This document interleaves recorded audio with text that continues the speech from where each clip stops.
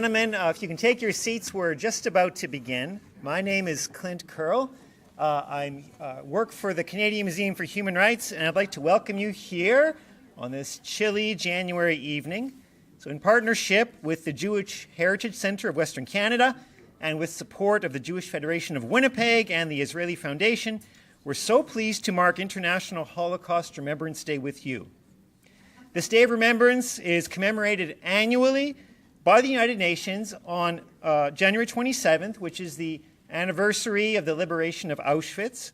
It's a global day of memorialization for the victims of the Holocaust, and each year, Canadians and individuals all around the world take this opportunity to remember the atrocities of the Holocaust and reflect on the dangers of anti-Semitism. This year, we're focusing especially on music of remembrance. Following our performance yesterday of music inspired by the Holocaust, we have gathered this evening to consider together a film on the same theme called The Maestro. And so I'd like to invite forward Belle Jarnewski and Stan Carboni to introduce this evening's event and film in greater detail. Thank you, Clint. The focus of both of our International Holocaust Remembrance Day programs this year is the story of resistance during the Shoah. Often, resistance is imagined only through the lens of physical armed revolt. However, it is impossible to underestimate the importance of spiritual, educational, and cultural resistance by individuals and groups, which was an attempt to maintain dignity and humanity, as well as to document the historical record. In the most difficult of circumstances in the ghettos, concerts, lectures, theatrical productions, cabarets, and art contests took place. A survivor of the Terezin camp, remembering how music helped her to survive such difficult circumstances, said, "The soul does not need to be nourished, but by heavenly music." Of course, music was also a double-edged sword. While talented musicians continued to compose and perform music, we must also remember that they were cruelly forced to provide background music for incoming and outgoing work commandos at the camp gates and to perform music to accompany executions that were staged as a deterrent before the entire camp population.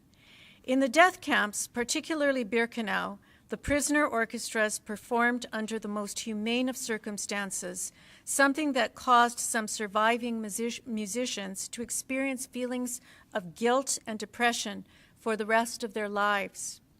It is also important to remember that most of these musicians were eventually murdered. Their numbers will never be known with certainty.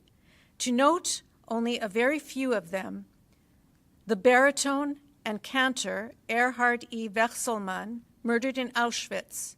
The contralto Magda Spiegel, murdered in Auschwitz.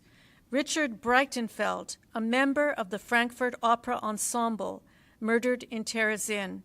James Simon, a student of Max Bruch, murdered in Auschwitz. And the Czech composers Pavel Haas and Viktor Ullmann, murdered in Auschwitz. The jazz pianist Martin Roman and the cabaret singer and songwriter Kurt Guerin, murdered in Auschwitz as well. Thanks to the work of Francesca Lavarro, whose work is portrayed in the film you are about to see, and which my colleague Stan Carboni will now introduce, several thousand scores have now been archived and rescued from oblivion. During this tragic chapter in history, music provided solace and hope.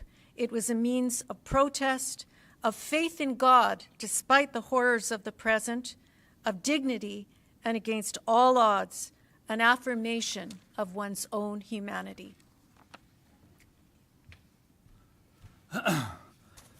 Thank you, Belle.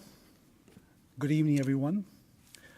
The idea of screening Alexandre Valenti's documentary Il Maestro, which is an Italian-French co-production about one individual's effort to preserve and record music created in the lagers and prison camps of World War II, arose out of a discussion that Belle and I had regarding the music of that was created in the lagers.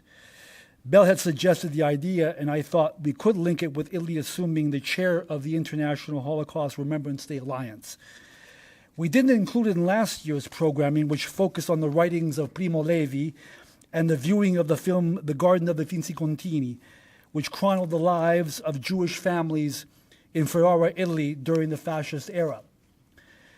In her book, Voices of a People, the story of Yiddish folk songs, Ruth Rubin noted that many categories are represented in the songs of World War II: lullabies, work songs, satirical songs and ballads, prayer songs, songs of pain and anguish, of humiliation and death, but also songs of faith and hope and struggle and joy in victory.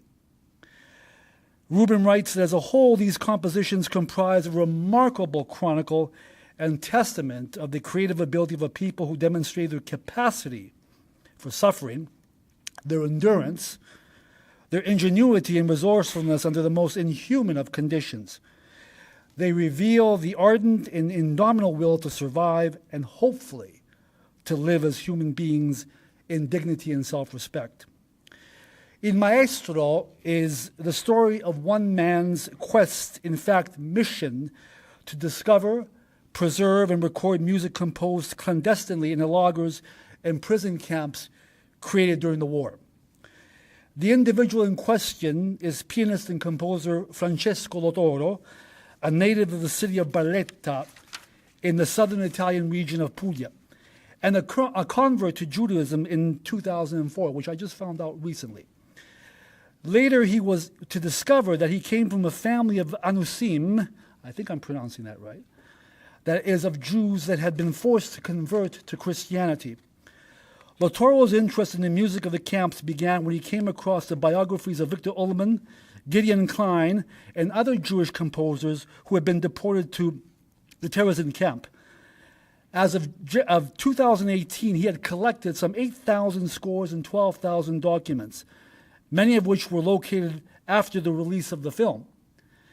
These include melodies, songs, symphonic scores, and concerts, even swing music, created by Jews, Romas, political prisoners, French officers and soldiers, Russians, Italians, Poles, Dutch, and some American soldiers. To quote a reference to Lavarro's opus, these were individuals who were composing while the world around them was a prison from which many of them, for many of them there was no escape. This phenomenal repertoire is a reflection of the will to express beauty and creativity within the confines of the ugliness and brutality that was the lager system.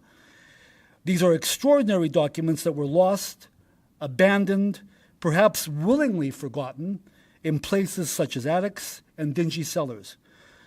They were written on seemingly improbable surfaces such as toilet paper, fabrics, and bags of jute, while others were etched in the memories of the survivors. Lavarro's Herculean effort has included tracing these compositions through survivors and their descendants. It has been a race against time, for with the passing of each month, another survivor passes away, and with him or her, a musical composition disappears. Lavarro's hunt, he refers to it as caccia, which is Italian for hunt, has taken him from Barletta to Auschwitz to Prague and Jerusalem, from flea markets to attics to various archives. Many of these pieces have been performed by his own orchestra, known as the Orchestra di Musica Concentrazionaria, which is the orchestra of the music of the concentration camps, performed in places such as Rome, Milan, New York, Los Angeles, Dachau, Brussels, and Tel Aviv. He has sought to bring to life songs and scores created as a gesture to sing about life in the factories of death.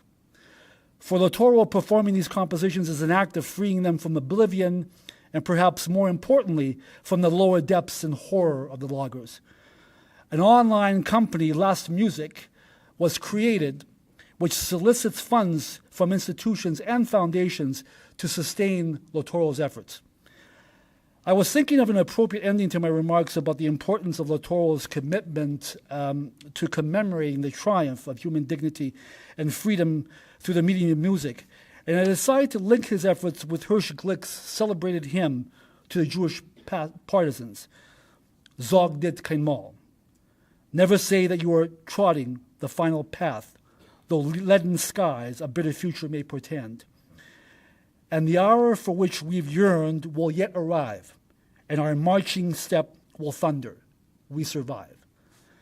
From green palm trees to the land of distant snow, we are here with our sorrow, our woe, and wherever our blood was shed in pain, our fighting spirits now will resurrect again. The golden rays of morning sun will dry our tears, dispelling bitter agony of yesteryears.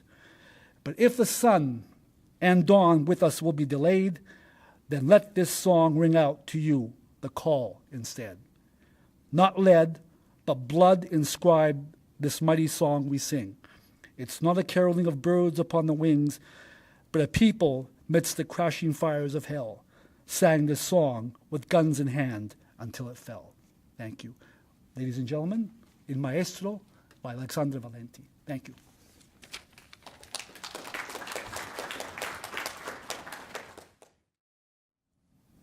So special thanks to Belle and Stan, our good friends, for helping to plan this event. And thanks to all of you, dear audience, for braving this cold weather to attend this evening and to remember the Holocaust. I'd like to say a special thanks and acknowledgement to survivors who are present here today. Please travel home safely and do your best to keep warm. Thank you.